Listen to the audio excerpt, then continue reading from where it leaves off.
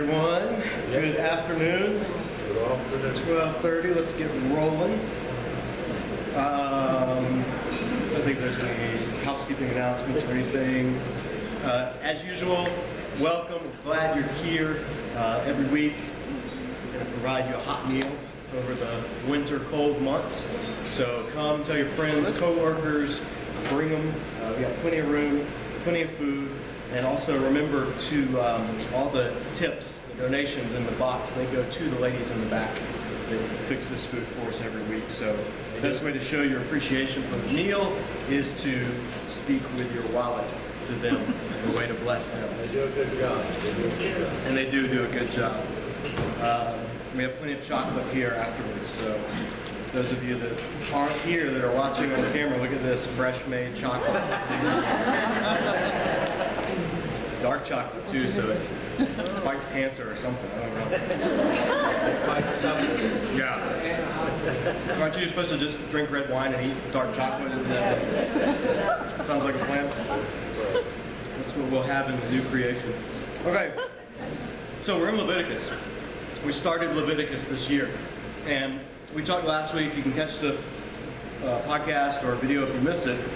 But Leviticus is Genesis and Exodus, narrative. Almost all narrative. Exodus introduces law. God starts to give his laws. It introduces worship, the function of the tabernacle, God's tent, his portable Mount Sinai. Leviticus then gets into the specifics. How do you use this tent? How do you use this worship? How do you do this thing called covenant? Because you can't lose sight of the big picture. Israel was called into a covenant relationship with God. Now, a covenant relationship, we don't have a lot of covenants in our day and age. But a covenant relationship, the closest thing we have today is marriage. It's a covenant. It's public, it's binding, it's spiritual. It's supposed to be permanent. Like, all of these things are what a covenant means. A covenant is a relationship that is literally, in the ancient Near East, signed in blood. And it's usually the blood of a sacrifice that is offered to the deity of the respective parties of the covenant. And then the mindset being, now we are to be held accountable to this covenant by the deities who have witnessed this sacrificial meal and this blood symbolism and all of that. So what God does in Scripture is he condescends, he steps into the culture into which he's speaking, and he adopts or he uses, he pulls from some of their cultural practices that would have meaning to them at the time. That would be very valid. So today, if God were going to show up and do something in a tangible, visible way that everybody would understand what he was doing, there might be something involving him signing his name on a piece of paper. Because that's what we do. We sign our names on a contract. And that's binding. Like, that's legally binding in a court. So God might do something like that. In the ancient Near East, it was this covenant meal, this sacrificial act. And that's what God had done to bind himself to Israel and to bind Israel to himself. Why? Because he likes Israel? Not really. In Deuteronomy, he's going to go out of his way to tell Israel over and over, I didn't make this covenant because I like you. I mean, over and over, he will say that to Israel. So that's not being anti-Israel, that's being biblical. He'll say this, I didn't make this covenant because I like you. I made this covenant. And he does like him. He does love him. He'll talk about that in the prophets and stuff. But the underlying reason he made the covenant because he made a promise to their forefather Abraham that through one of Abraham's line of descendants, all of the nations of the earth would be blessed by God. God is in the business of reaching the world from the very beginning. That's not a New Testament thing. It's not a Great Commission thing. That's a Genesis thing. From Genesis 12, as we've seen, all the way through, God's promise, I'm going to reach the world through your descendants. And there's twists and turns throughout Genesis, as we saw, and then in Exodus, God's people are in bondage. What's God going to do? How's he going to continue to keep the promise he made to Abraham when Abraham's offspring are in bondage as a nation of slaves? So then he brings them out of Egypt in this mighty act whereby he judges the gods of Egypt while also liberating his people to serve him rather than Pharaoh. So they're out of one slavery and into another type of slavery, but it's the only true slavery that's worth serving under, which is slavery to God. And then he creates in them a people, or he creates of them a people, a nation, their national birthday. And so now that they're a nation, he wants them to be a different type of nation than the other nations. That's his goal. Israel is the vehicle. Israel is the conduit by which God will communicate with the world on a worldwide scale where we are right now. That's the goal. That's the calling of Israel. They're to reflect what it means to be in relationship with God to a watching world in the midst of a world that has turned and gone the route of all kinds of paganism. So in the darkest of the dark, in the worst of the worst, right in the middle of this place called Canaan, Israel is going to be God's holy people. They're going to be in the world, but not of the world. They're going to be sanctified, but they're going to be among the nations. This sounds very New Testament because, surprise, the New Testament didn't make it up. It goes all the way back to the Old Testament. God's people from the beginning were to be in the world, not of the world. They were to be salt. They were to be light. That's why Jerusalem will be called the city set on a hill. That's what Jesus will say, you're the salt of the world, or the light of the world, the salt of the earth. All that is imagery of Israel. When Jesus comes in the New Testament, he's calling Israel back to what God intended Israel to be in the first place. And knowing that, of course, he, being the one true Israelite, is the only one who will be able to fully do all that the law commands and that God requires. And that's okay, because that's how God intended it to be in the first place. So then Jesus can become the new Israel around whom his people dwell. Just like God tabernacled in the tabernacle, literally in the midst of his people, John 1 will tell us that the Word became flesh and tabernacled, dwelled among us. So Jesus will now dwell in the midst of his people. So then when we go back to Leviticus, what we're reading are the shadows and the types of all of the things that Jesus will, when he comes on the scene, will ultimately fulfill in and of himself. We'll see all these strands in the Old Testament, all these different strands of thought and of theology and of worship.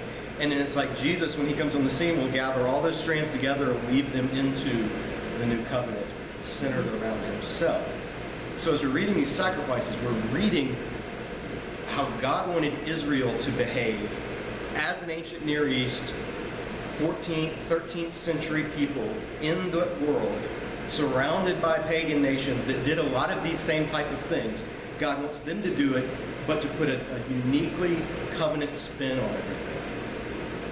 So for instance, when ancient Near East people brought sacrifices to the temple of their gods, they would bring it as literal food for their gods. They believed, in the ancient Near East, various religions, they believed the gods relied on people to feed them. The gods could do everything else. They could do all kinds of stuff, but they needed, people were created to feed and to serve the gods. So the gods, in some ways, depended on the worshipers to bring them their food, and that kept the gods happy, and that made the gods want to bless the worshipers with the things that the gods could do, like send rain, give victory in battle, bless their fertility, their wombs, all these things. So it was this symbiotic reciprocal relationship. Well, God, when he sets up his sacrifices, the first 5 chapters of Leviticus are going to introduce the main 5 ways that Israel was to bring offerings and sacrifices. These are going to be the main 5 types of sacrifices that Israel is going to bring as their regular part of worship. And the kicker is, they're not going to bring it into the Holy of Holies. That's where God dwells. That's what you would do if you were pagan. You'd bring it into the temple or where the idol of the god was and present it before that god. Instead, all of the sacrifices and all of the gifts for Israel are going to be given in the outer court, on the altar, where everyone can see what's going on. There's no secret magic. There are going to be no incantations. There's whole books from Egypt and other ancient Near East cultures of these rites and these rituals that you have to say. You have to pronounce certain words right. You have to say it at the right time in the right way. Otherwise, the sacrifice, the gift, isn't received. There's none of that in Israel's sacrifices. In fact, in these first chapter and the first 5 chapters, nothing is even said at all. Some Jewish scholars have called it the sacrifice of silence, the first one, because there's nothing said. No magic words. Instead, what we have is this God inviting Israel to do something that they're already familiar with. Sacrifices and burnt offerings go all the way back to Genesis 8. People gave, for us it's weird to think of giving a burnt offering to God. It's just weird. For them, it's weird not to.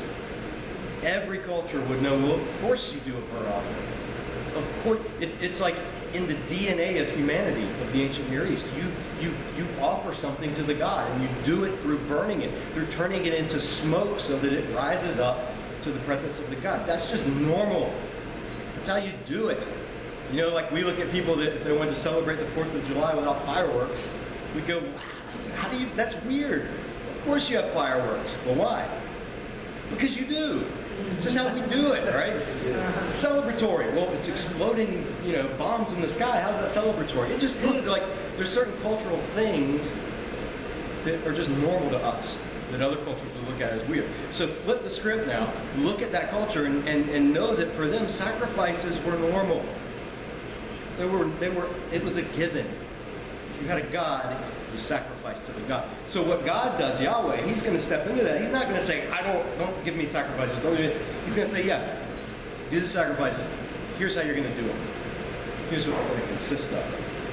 So verse 1, the Lord called to Moses, spoke to him from the tent of meeting. This is in the tabernacle now. God is speaking to Moses just as the tabernacle has been set up. Exodus 40 just happened, and Leviticus 1:1 picks right up. The first word we talked about last week, the first word of the book is "and," because it carries right on with Exodus 40.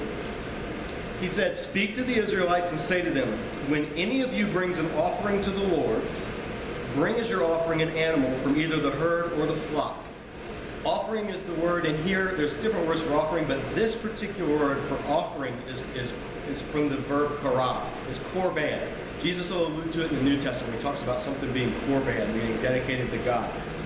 But it's a word for gift, and it comes from the verb karab, which means to draw near.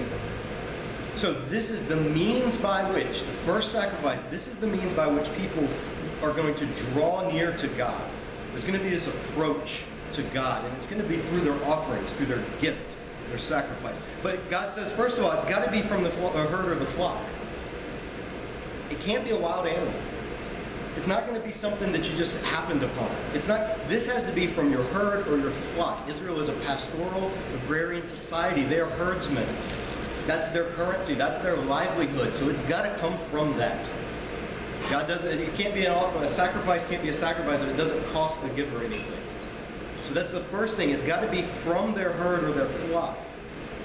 Then, verse 3, if the offering is a burnt offering from the herd, then he's to offer a male without defect. So that's the second thing. It's got to be perfect. No blemishes, no lame animal, well, this one's off-colored, so we can't use its fur for normal stuff, so we'll give it to God.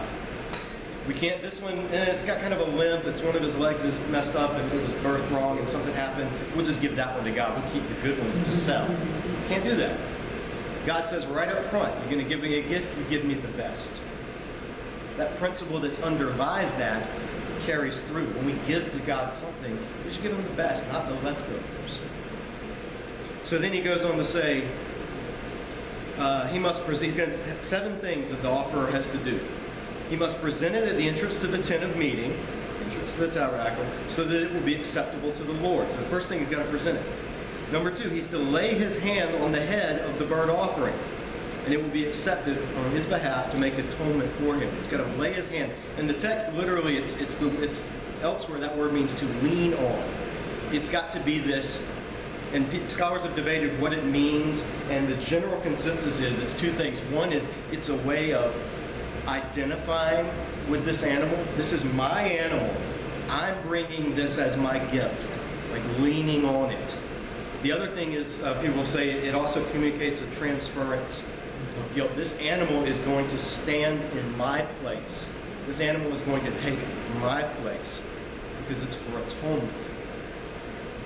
It will be accepted on his behalf to make atonement for him. The word atonement is kafar. That's where we get the word Yom Kippur from. Kafar means to cover. The basic meaning of kafar or kippur or kippur, the different vowelizations of it, is to cover something. So this is the concept of atonement in Israel was your sins, your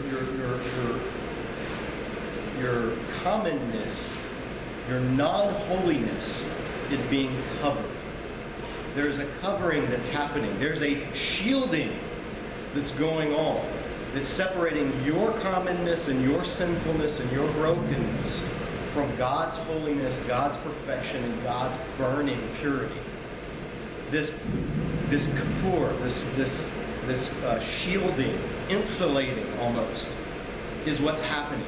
This is the base offering of Israel, and there'll be others, but this is like the most common type of offering in the Old Testament.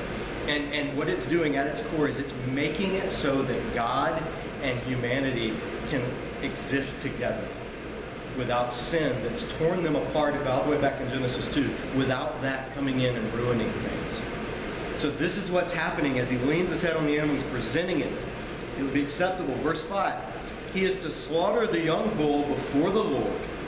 The word slaughter, we think of like stabbing or, Friday the 13th or something, slaughterhouse, right? But it's very, actually, it's not a violent ritual. It's slitting the throat, cutting the two carotid arteries. The animal bleeds out almost immediately. It is literally the most painless way to kill an animal, is to sever, to cut the throat, to slaughter it. And that's what you'll see in Leviticus and elsewhere in Torah. God upholds, even though the animal is being killed, it's being killed in a way that upholds the value of life and the purpose of life and the sanctity and the goodness of creation. Now remember, this is a tribal agrarian society. They ate these animals. These animals were their livelihood. It's like if you go to Mongolia today and you live with herdsmen, or go in the desert of the Middle East and live with Bedouins. They love their animals. They love their animals. And they eat their animals. And there's no contradiction between the two. Now, in our society where there's been a separation, and we've been separated from the grisliness of taking animal life, we're shocked by it. And rightly so, because a lot of the ways that we kill animals, God is not cool with. FYI. God's not cool with a lot of the ways that we kill animals as a people. And that's a whole other lesson. But in Scripture, here, the sacrifice, the person presents it. The person slaughters it. After the person slaughters it, Aaron's sons, the priests, shall bring the blood. They drain the blood. They bring the blood and sprinkle it or splash it against the altar on all sides at the entrance to the tent of meeting. He is to skin the burnt offering and cut it into pieces. The sons of Aaron the priest are to put fire on the altar and arrange the wood on the fire. Then Aaron's sons the priest shall arrange the pieces, including the head and the fat, on the burning wood that's on the altar. He's to wash the inner parts and the legs with water, and the priest is to burn all of it on the altar. It's a burnt offering, an offering made by fire, an aroma pleasing to the Lord. Now, here's the news flash for a lot of people. Every time it says he in the text, he is to, it's the worshiper. You didn't just bring your animal, give it to the priest, and stand there and watch. In fact, the priest did not do the dirty work. You did it. The worshiper would cut the throat of the animal. The worshiper would skin and flay and quarter the animal. The worshiper would wash the legs of the animal and the entrails, would gut the animal and take that out and wash the intestines and all of that. The worshiper was intimately involved. This was not a priestly duty. The priests were to stoke the fire. They were to take the blood and do the ritual atonements with the blood, and then they were to take the pieces after the animal had been processed and put it on the altar in a certain way.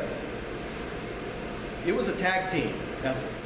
Like worshiper and priest together in the ancient. That's something that goes over a lot of people's heads. That's something I didn't even pick up on for a long time. But in the religion of Israel, the people have as much responsibility as the priests, because the nation itself was to be a holy priesthood, a holy nation, a kingdom of priests. So there was a divide between clergy and laity. It's not that that's unbiblical. And there was certain duties that clergy had to do that laity didn't have to do. That's not unbiblical.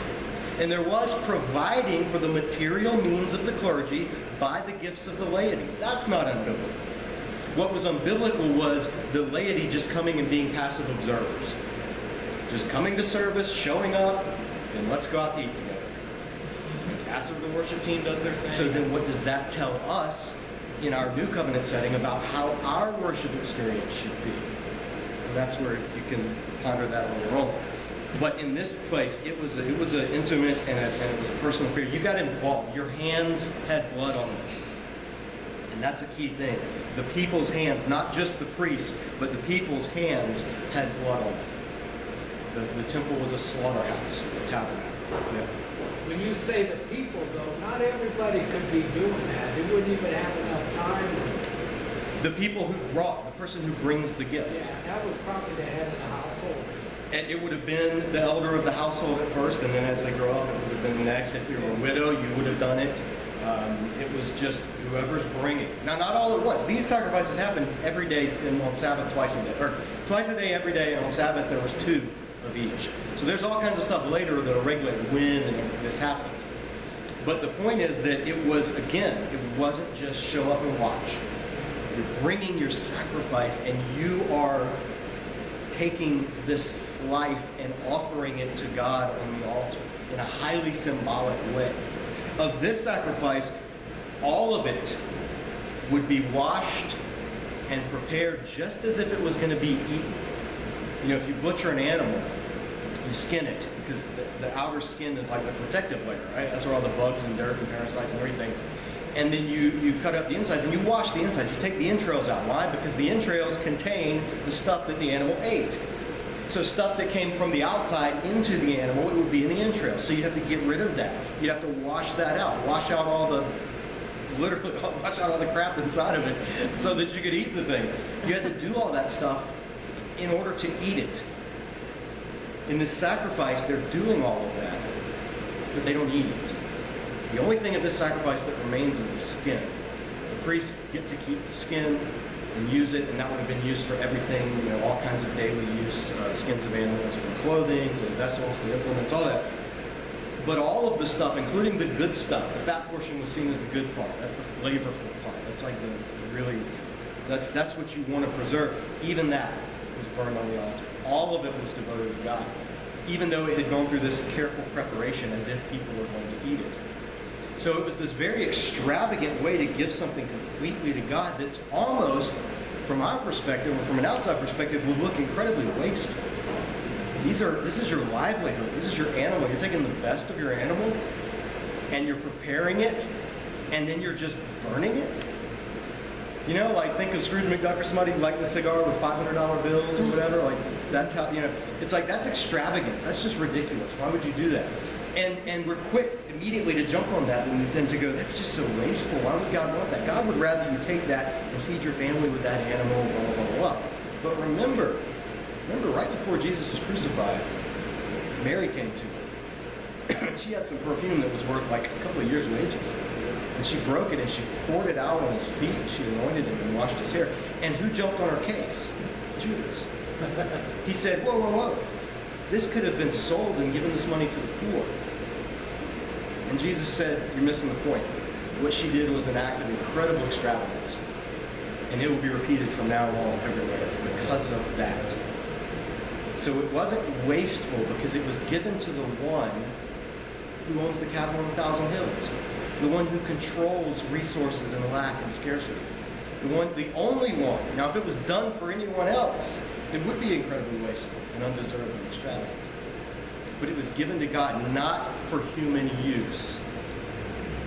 Right? Yep.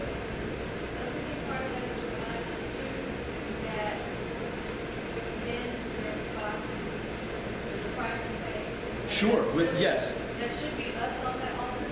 Yeah. That's the atonement part. In order to have fellowship with God, there's this transaction that takes place where something has to bear the brunt of the sinfulness. Something has to bear the curse of the sin, the wrath of God's holiness. And God sets it up in a way that it's going to be this thing that also represents a fellowship meal and a sharing of communion and all of it. But you can't take the sacrifices and pull out and say, this is what this represents, full stop. All of the sacrifices have nuances of flavor and meaning and layers of symbolism going on. Because again, it's not the mechanics that God is as concerned about. It's the whole thing being done in an attitude of worship. It's the whole thing. So he goes on to say, if the offering is a burnt offering from the flock, either sheep or goats. So the first one was cattle. Or if they're going to offer sheep or goats, which is slightly of lesser value, he's to offer a male without defect. He's to slaughter it at the north side of the altar before the Lord. Aaron's sons, the priest, shall sprinkle its blood against the altar on all sides. He's to cut it into pieces. The priest shall arrange them, including the head and the fat, on the burning wood that's on the altar. He's to wash the inner parts and the legs with water. In other words, everything that's touched the normal contaminated world, physically and spiritually.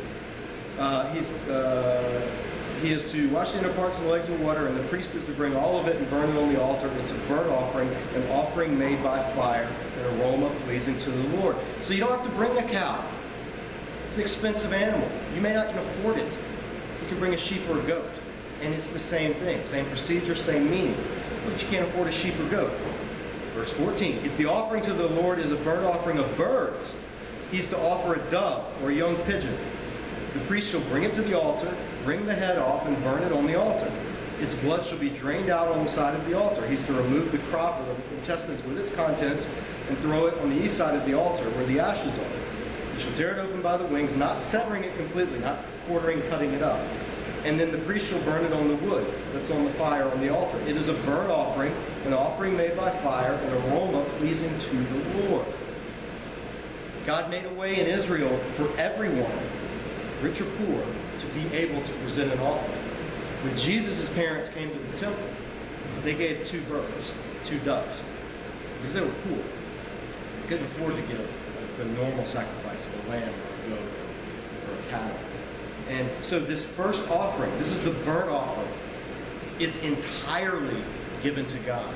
The rest of the offerings, the next 4 that we're going to read about in coming weeks, parts of those are going to be given to the priests, are going to be eaten with the worshiper together. This whole system is how Israel will get its food. Right? If Israel wants to serve some really good stew like this, it will have involved animals being slaughtered at the altar, most likely. Because that was the general way in which the economy of the Israelites got and processed their meat. Why are the priests doing the work this time, though? They're doing it. They're taking the bird. They're taking the feather. They're doing all the work. No, they're not. He is. The priests are taking the blood, and they're doing the things. But go back and read it. It's still cooperative. Look at verse 16. He is to remove the crop. Yeah. The he is the worshiper. It says the priest here. Yours says the priest? Takes off the feather. It says the priest takes the influence. The priest pinches his head off. Does all that. The priest drains the blood. Rips his head off and drains the blood. And then the rest is he. If it says priest in your translation, that's an interpretation. But it's still, from everything that's gone before, it's a collaborative effort. But there are things the priest will do that the worshiper won't, and vice versa. Particularly things involving the blood, the priests have a preeminent role in that. However, here's the forest and trees moment. When you're looking at the sacrifices, there's some Christians that have gone in and tried to ferret out every little detail and what every single thing means. The fact that the animal is not torn in this way, but it's done this way, that's symbolic of how Jesus will come and slow your roll. Maybe there's something to that. And that's where study can help enlighten, and that's where we can see details. But in general, the things that are intentional are put in the text, and the things that are tangential are left kind of unresolved. So the 2 responses that you want to avoid when we're reading and studying Leviticus is, 1, don't let your eyes glaze over and you just blah, blah, blah, blah, blah, sacrifices, what's next? Right? That's the typical way of reading it. But the other extreme is don't get tied in on every single detail and this has to mean this. What does this mean? What does this symbolize? Because that can become a never-ending maze of rabbit trails. And history is filled with interpreters that try to do all that. In general, you want to stay between those 2. You want to read this and say, okay, what's going on here? What's this system? This first sacrifice, what is it? Before Israel gets any other part of their corporate worship told to them, the first one is, this is how atonement as a whole will be made. It'll involve you giving me the best that you have, and you giving it to me completely. You don't keep any of it. Give it all to me. I'm God. I brought you out of Egypt. This is the first thing you're going to do. And that's an act of faith, and it's an act of trust, because this is your livelihood. These animals are your means of living. And it's a big deal in the ancient Near East. You know, if you're a survivalist and you're out in the woods or something, every calorie you get is a gift. Everything is precious. Watch Man vs. Wild, Bear Grylls. He'll be like all happy because he finds a worm. He's like, calories, right? It's disgusting. But that's the kind of world. You know, there's no convenience stores. There's no grocery stores. So you're giving something as precious as your best animal to God is a huge act of trust if you depend on it. However, it's not all that God cares about. This week, we don't have time to read it now, but read Psalm 50. Read Psalm 50, 5-0, for God's view of the sacrifices when they're done as a ritual. And then flip to the next chapter and read Psalm 51 and what God says he actually wants, not just the ritual. And then for the ultimate, so here's your three. I'll never give homework. I'm giving homework this time. Read Psalm 50, read Psalm 51, and then the last one, read Isaiah chapter 1 and see what God thinks about a nation or a people, an Israel, covenant nation, that's doing the deeds, doing the things right, but then their lives don't mirror the moral underlying covenant that the whole thing is meant to prop up anyway. So read Isaiah 1 to see what it looks like when someone takes the ritual and divorces it from covenant morality. And you'll see how God looks at the sacrifices then. So we're out of time. We'll pick that up next week. Come back next week, Leviticus 2. If you want some food, we've still got some left over. And have a great week.